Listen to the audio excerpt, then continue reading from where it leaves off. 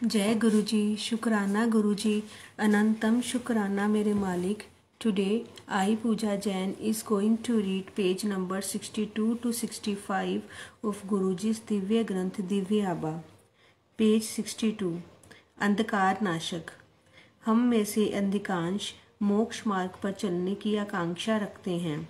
हम अपनी कल्पना से या इधर उधर से सुन पढ़कर आध्यात्मिकता के बारे में गलत विचारों का ताना बाना बोल लेते हैं। हमारे विचार में आध्यात्मिकता का अर्थ हिमालय की किसी गुफा में रहना या फिर देश की लंबाई और चौड़ाई नापना है। हम इससे अनभिज्ञ रहते हैं कि कोई भी अध्यात्म का मार्ग तो केवल गुरु के चरण कमलों में शीश झुकाकर ही पूर्ण हो सकता है। वही हमें इस संसार के मोह माया के जाल से निकाल कर अध्यात्म के मार्ग पर अग्रसर कर सकते हैं। गुरु का अर्थ ही अंधकार को नष्ट करने वाला है। हम तो ज्ञान के अंधकार में भटक रहे हैं। केवल गुरु में इतनी शक्ति है कि वह हमें वहां से निकाले। गुरु परमात्मा है। उनकी उपस्थिति उन्नति के पथ पर अग्रसर कराने के लिए पर्याप्त है। उनके सहयोग से ही हम अपने आत्म को प्रकाशमान कर सकते हैं। जीवन में उनके सहयोग से ही आध्यात्मिक ज्ञान संभव है। हमारे धर्म ग्रंथ गुरु चेले के उदाहरणों से भरपूर है। हमारे वह समस्त महापुरुष जिन्हें हम भगवान सदृश माना है, उन सब ने मर्तव्य रूप से इस पृथ्वी पर अवतरित होकर गुरु से शिक्षा ग्रहण करी थी। कृष्ण संदीपन के चरणों में बैठे तो राम ने वशिष्ठ से उपदेश ग्रहण किया। यीशु ने जॉन से जॉर्डन नदी के तट पर दीक्षा ली और देवताओं के गुरु बृहस्पति को कौन नहीं जानता। हमारा सौभाग्य है कि हमारे गुरु की खोज में हमें गुरु जी का आशीर्वाद मिला है। वह दिव्यता के मानवीय प्रतिबिंब हैं। वह सर्वत्र सर्वज्ञ और सर्वशक्तिमान है। उदारता की बौछार। 1991 में मेरे घुटनों में अभूतपूर्व पीड़ा होती थी। वेदना इतनी अधिक होती थी कि दर्दनाशक औषधियाँ लेने के बाद भी मैं रात भर सो नहीं पाती थी। मैंने एलोपैथी, होम्योपैथी, घरेलू उपचार सब कर लिए, किंतु व्यथा बनी रही। जब मैंने गुरु जी को इससे अवगत कराया तो उन्होंने रसोई से एक चम्मच मंगाकर मेरे घुटनों पर रखकर एक मंत्र का उच्चारण किया। उसी समय दर्द समाप्त हो गया और उसके बाद वह कभी लौट कर नहीं आया। मैं अब भी अपने घर की चौथी मंजिल तक सीढ़ियाँ चढ़ती हूँ और प्रतिदिन 2 घंटे घूमने भी जाती हूँ। कोलकाता में मुझे मियादी ज्वर के पश्चात हल्का ज्वर रहने लगा।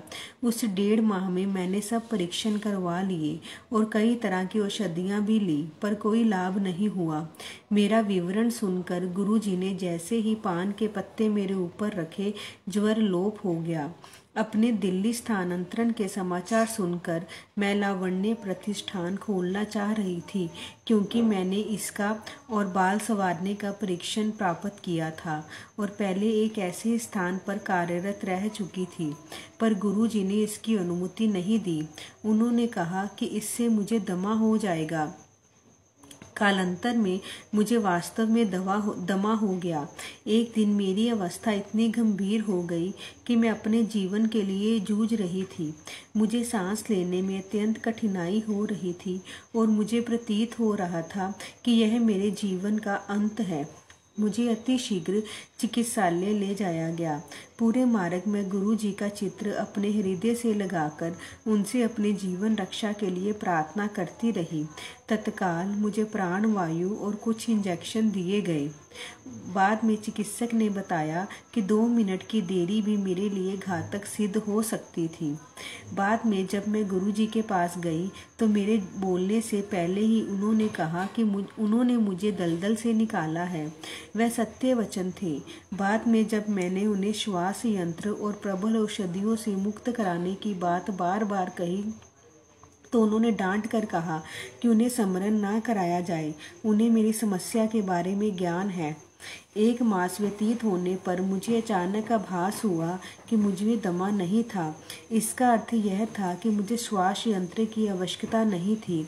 यात्रा पर जाते हुए सुरक्षा के लिए मैं अब भी श्वास यंत्र खरीद कर ले जाती हूँ और घर वापस आने पर उसी नवीन अवस्था में उसे दुकान पर वापस कर देती हूँ।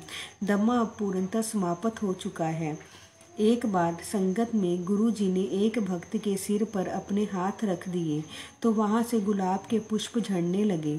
गुरु जी ने वही एक महिला के सिर पर किया तो वहां पर भी यही हुआ।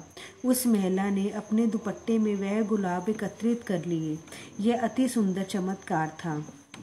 मेरे जन्म दिवस पर गुरु जी ने पूरी संगत के सामने मुझे अपने दोनों हाथ आगे करने को कहा। अचानक मेरे हाथों में ऊपर से एक साड़ी आकर गिर गई।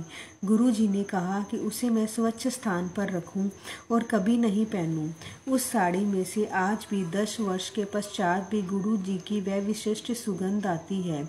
गुरु जी ने कुछ वर्ष पूर्व कहा था कि मेरी बेटी का विवाह एक अति शालीन व्यक्ति से होगा। मेरे बिना प्रयत्न के मेरी बेटी का विवाह ऐसे ही घर में हुआ और गुरु जी की कृपा से वह आज 2 बच्चों की माँ है। गुरु जी प्रसाद वितरण कर सबको आशीष देते हैं। मैंने कई बार उनको स्वयं अपने खाली हाथों में से किसी बर्तन में से नहीं, शुद्ध घी का प्रसाद प्रकट कर वितरित करते हुए देखा है। एक बार इसी प्रकार एक भक्त को उन्होंने कड़ा प्रसाद दिया था। कई बार उन्होंने इसी भांति खाली हाथ में से अपनी सुगंध से भरे लड्डू निकालकर वितरित किए हैं। सबको मेरा परामर्श यही है, अनेक कम गहरे कुएं मत खोदिए। इनका जल या तो खारा होगा या वह जल्दी सूख जाएंगे। एक गहरा कुआं खोदिए जिसका जल आप जीवन भर ग्रहण कर सकें। अध्यात्म ज्ञान एक गुरु से प्राप्त करने का प्रयास कीजिए। उस ज्ञान के गूढ़ अर्थों को समझिए। कुछ वर्षों तक उनके चरणों में बैठिए।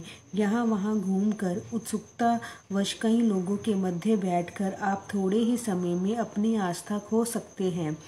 केवल एक गुरु के वचनों का पालन करिए।